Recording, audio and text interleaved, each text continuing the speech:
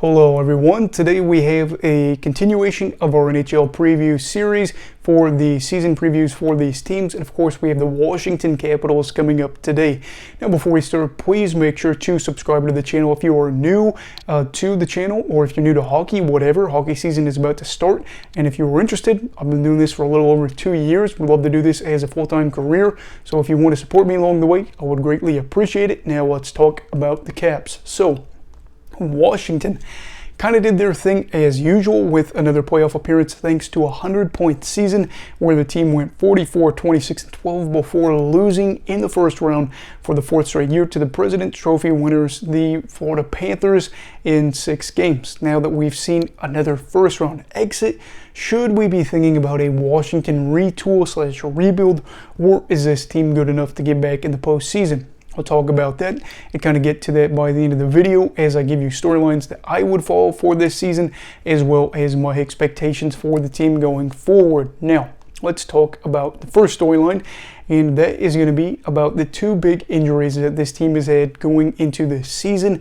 They happened a little bit before, but of course you are looking at the effects of that as they are going to be without Nicholas Beckstrom and Tom Wilson. Most fans of the game know a thing or two about these. As you know, Beckstrom is one of those fans' dreams, as he's been a long-term player for the Capitals, has been there since his rookie year, and is in the top 5 for a ton of categories, whereas Tom Wilson is another guy that you would know probably for the wrong reasons. He is a physical player, tends to cross the line a little bit, and that's really where he gets to be known for.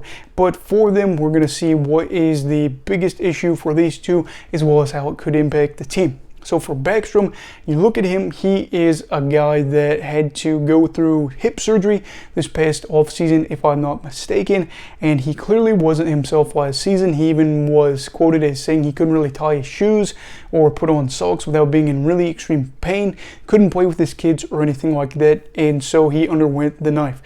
Now he is at the point where you're thinking maybe he's not peak Beckstrom, but you're still imagining what this would look like for the team to not have him. And I think the biggest impact you would see where he's not out there is on the power play, where they outscored opposition 26-2 when he was out on the ice.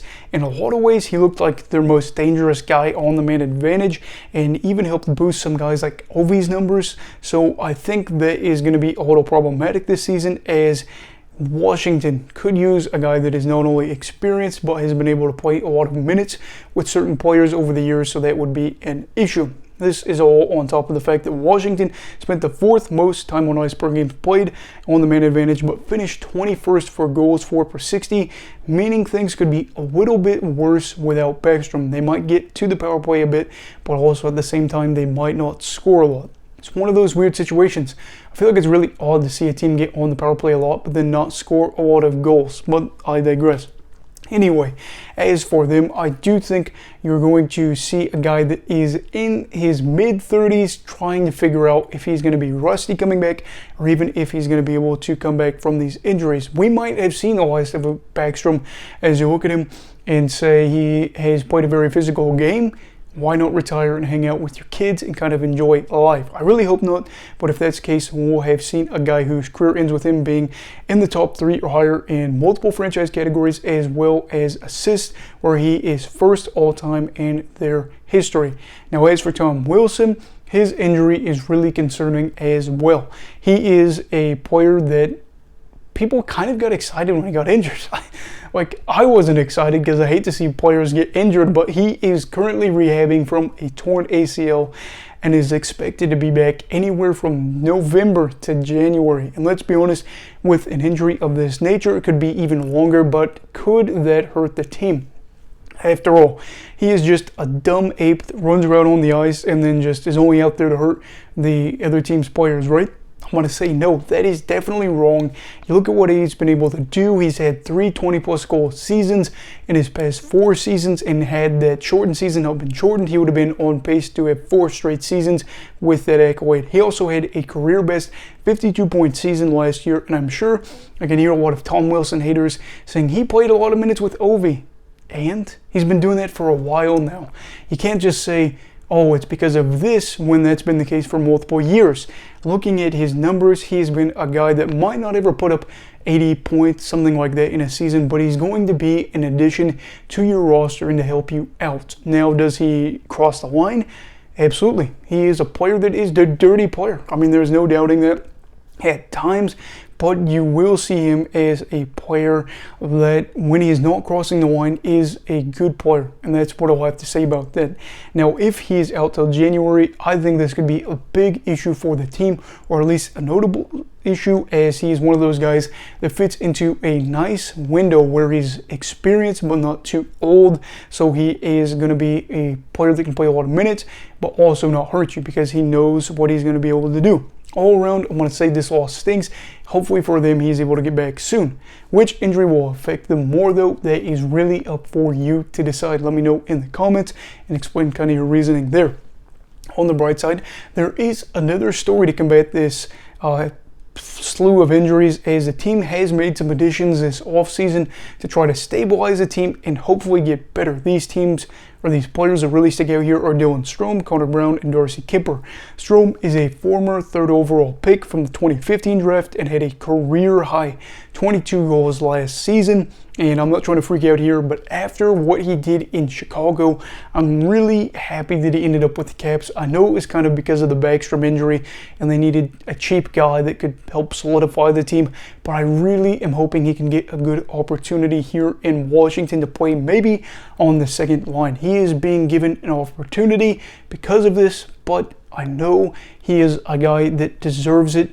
After having a really good year, and you're wondering if maybe he was kind of done in the league, or at least wasn't going to be given another good chance, when really you could argue, was he given a good chance being on the teams he was? Yes, to some extent he was this past season, especially as he played a lot of minutes with Alex DeBrincat and Patrick Kane, which kind of brings me to the topic of, can he replicate that success from last season? I'm not completely sure, but I do know that if he is able to solidify that second line, maybe, just maybe, he could be there for more than a year or two, could actually be part of their future and be a guy that could help out a team that isn't going to be a basement dwelling team if you're playing for the Coyotes and then, of course, the Chicago Blackhawks. Now, I don't know exactly where that's going to lead, but hoping for the best for him. As for Conor Brown, he is kind of the talk of the town, just because you wonder if this was the right move for the team or not. I do think you feel bad for Conor. He was on some really bad Ottawa teams as well, but will go from playing a lot of minutes on a young team that was not very good to playing on a lot of minutes for an old Caps team that should be better than the teams that he played for in Ottawa. This is going to be a potential for a career year too, as he could play on the top line, and we all know that he will be playing with a very talented winger if he is on that top line as well, and he could maybe, just maybe, as a UFA, get a very nice contract either with Washington after this year or elsewhere, which is going to be a big thing for me. I don't exactly know if he's going to work out there, but worst case scenario, he doesn't work out and the Caps can just move on from him. We haven't got to see him play on the new team just yet. But one thing I will say, maybe this is a career year. Maybe he gets 25, 30 goals this season and could help out the team and go from there, whether it's in Washington or not. But as for the final player, I'm going to be talking about Darcy Kemper. Darcy is a guy that got a really nice contract after winning a Stanley Cup. Of course, he is a little bit older, but was given a good deal and will also find himself as the starter undoubtedly in net, as the Capitals moved on from Ilya Samsonov and Vitek Vanacek, as they are both on new teams. Vanacek is... I don't remember where Vanacek is. Samsonov is on the...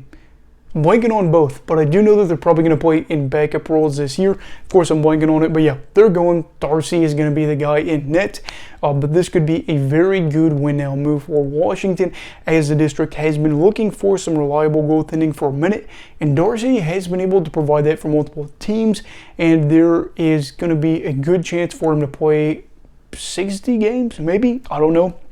There are concerns, though, as you look at his age and performance in the playoffs. That was a big issue for teams to kind of shy away from giving him this deal. I would say that he could be the potential starter the Caps need to be. As you look at him and you know that Charlie Lindgren, who is 29 and only has like 30 games played in his career, is probably not going to be taken over for him. And I would say that Darcy is got a good chance because Washington allowed the 6th fewest shots against per 60 last season and were 11th for shots for percentage, so they're able to control the shots in their favor a little bit more and then not allow a bunch of chances.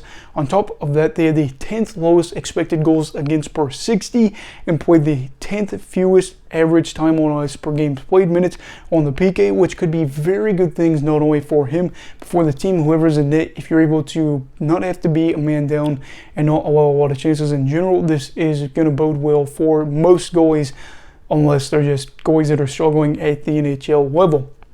Now, what I will say is, while I do think Darcy is capable of being a good goalie still, I would have to also argue that I'm not exactly sure this is going to be a deal that looks great by the end of the contract. But, you know, you look at maybe the first year, 2, maybe even 3 years, you could probably say as long as this team is still together, that he is going to be a good goalie for them, and I think this was a good move for the short term. Kind of like the Capitals, which is funny because these two teams have played each other over the years in the playoffs, and they're in the same spot. They have generational talents with Crosby and Ovi, and you know that they don't want to have them go play on other teams, and they don't want them to be on bad teams. So that's kind of why I think these moves were done, to try to keep this thing going, keep the money boat rolling in, and keep fans in the seats. Which brings me up to my last topic, and that is going to be about the Capitals' age. Is this going to be an issue? I'm not exactly sure. You look at what they've got on this roster, they have to be probably in the top 5 for oldest teams. I wouldn't even be shocked if on average age they were the oldest team in the league, just because you've got guys that really are pushing into their mid-30s and are playing key roles for this team. Again, I worry a little bit about this. You look at guys like Carlson. I don't know if Carlson is in his mid-30s, I can't remember, but they have multiple guys scattered through this lineup that are a little bit older, and you're wondering what will they be able to do and what happens if they aren't very good. Much like the Pittsburgh Penguins, which I just did a video for them. If this team struggles, I don't think it's going to matter. I think they're just going to try to push through and make the most of it, and I think that is going to be an issue for this team in the coming years, just kind of kicking the can, hoping for the best results, but you have to see. As for my expectations for Washington, what do I think for the Caps going forward? I would say that I do think they could be in the hunt for the playoffs this season, which is probably going to come as a wild card spot. I really don't see them snagging a top 3 spot within the division. Maybe with Darcy in net there, they could be all right, but again, you're dealing with the injuries of Beckstrom and you're dealing with the injuries of Wilson. It could be problematic here. You're relying on Dylan Strome, who has kind of been a guy that hasn't lived up to expectations, to play second line minutes for you. Maybe a middle 6 guy in your lineup, and that is a little concerning. As for kind of the situation in general, they are older and, you know, the division's looking better. All around, I have no idea. No idea how this is going to go for them, but I would also say there are other teams that could probably be there, so I wouldn't be surprised if they miss the playoffs. What are your expectations, though, for the Washington Capitals? Let me know down below in the comments. Also, please make sure to like this video and subscribe if you're new to the channel. Everybody stay safe, have a great night, and you go Valky, alright. Goodbye, Brigadiers and Brigadettes. This is your captain signing off. Have a great night.